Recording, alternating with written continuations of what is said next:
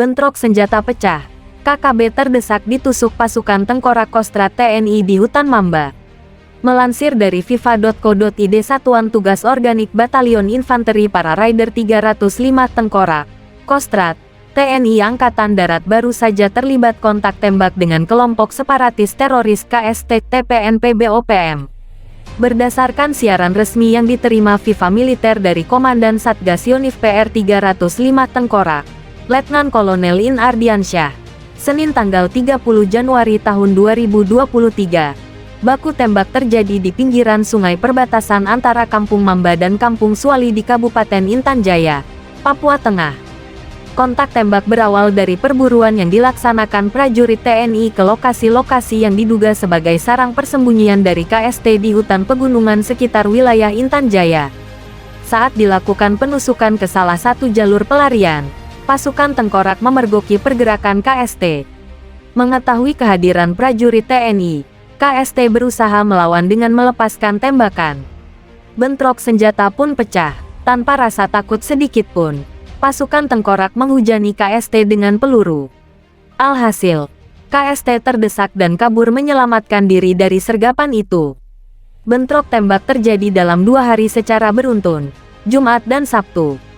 Menurut Letkol In Ardi alias Raja Aibon Kogila, memang sejak sebulan terakhir ini ia intens mengerahkan pasukannya bergerak menusuk ke dalam hutan ke basis dan jalur-jalur yang biasa digunakan KST-OPM berkumpul dan melakukan gangguan keamanan terhadap masyarakat serta aparat keamanan. Pasukan tengkorak bergerak secara senyap mendatangi dan menduduki lokasi-lokasi aktivitas KST-OPM. Gerakan para kesatria dari Karawang ini dipastikan telah membuat posisi KST semakin terdesak. Sementara itu, selain menusuk ke hutan, dari sektor timur, pasukan tengkorak di bawah komando Letnan 1 Inreza Hidayat alias Ronggolawe bergerak mengamankan wilayah Kampung Titigi dari kemungkinan menyusupnya KST ke kampung itu untuk menciptakan teror terhadap masyarakat. Lanjut saja Za, gak ada gentar kita, ngapain kita takut sama tikus-tikus itu?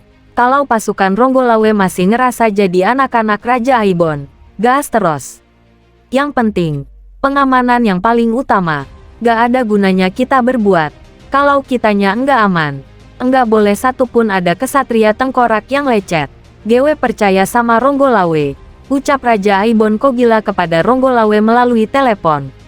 Raja Aibon menuturkan, pergerakan pasukan Ronggolawe ke Titigi gak cuma untuk mencegah gangguan KST, tapi demi terus menjaga hubungan baik yang selama ini telah terjalin, sekaligus meyakinkan bahwa keberadaan prajurit TNI benar-benar untuk melindungi dan meningkatkan kesejahteraan masyarakat.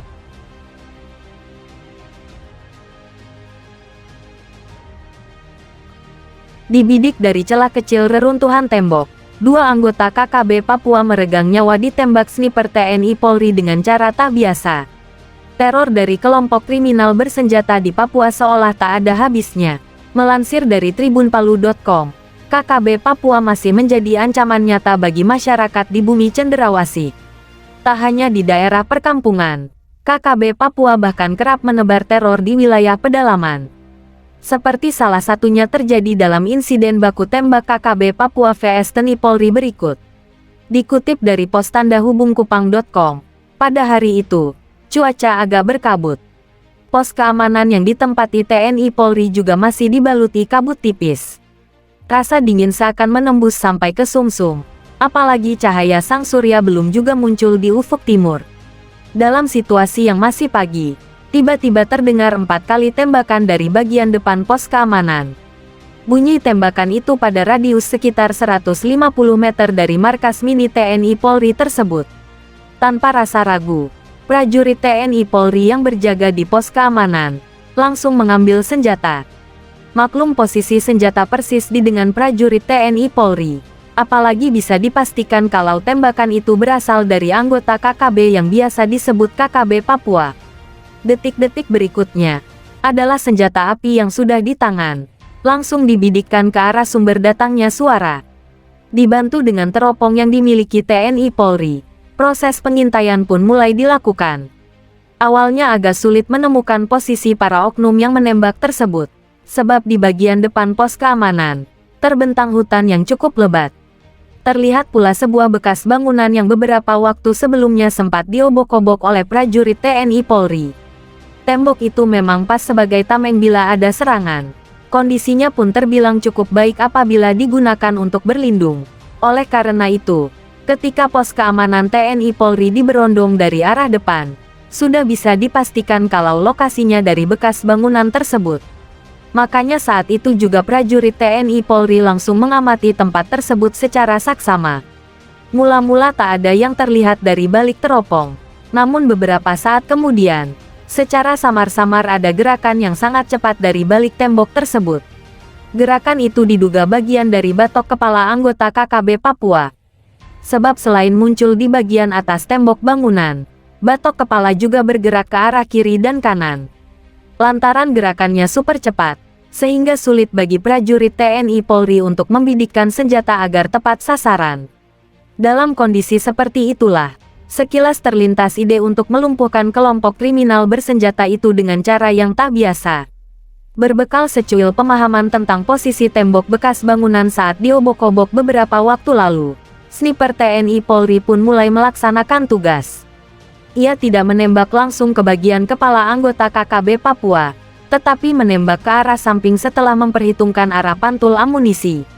Oleh karena itu, meski posisi pos keamanan berhadapan langsung dengan bekas bangunan tembok tersebut, tetapi untuk melumpuhkan lawan, sang sniper mencobanya dengan menembak ke arah samping.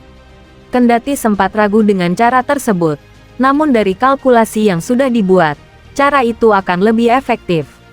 Pasalnya, lawan bukan tertembak dari bagian atas bekas tembok, tetapi dari arah samping, hal mana tak pernah disangka oleh anggota KKB.